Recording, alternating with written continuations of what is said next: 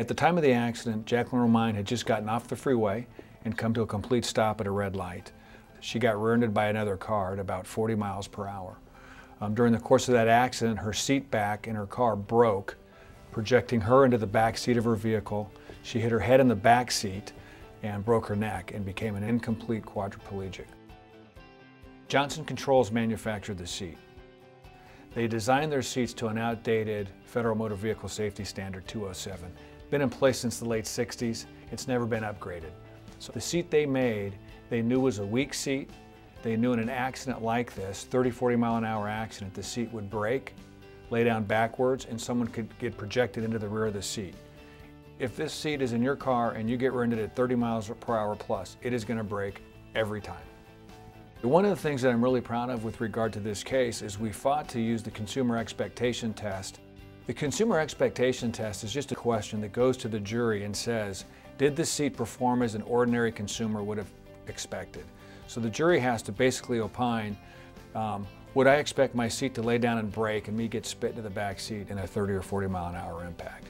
Everybody would say no to that, and the jury in this case said no, I would not expect that to happen. And what is great about it is we got a published opinion. It's the only one out there right now, so it's a big victory for consumers in the entire state. Johnson Controls' MO is they will pay 5% of whatever the auto manufacturer settled for. So they don't look at the case based on their risk or their exposure. They've just got a silly little formula. Going into trial, they offered me $250,000. My demand was $5 million to them. At the conclusion of trial, they upped it to $400,000. I don't know what was magic to that. I upped my demand to $10 million, and then the verdict came back at about $25 million. Getting this verdict for her, and even the prior settlements for her, I really felt like my life's work helped somebody. So that made me feel really good.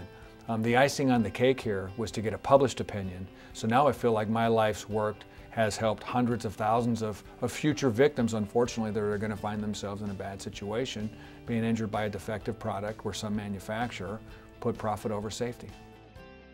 It's very humbling because I feel like I'm no different than any other lawyer, and I am no different than any other lawyer. You know, just had a good client, good case, got a good verdict, but it does feel really good.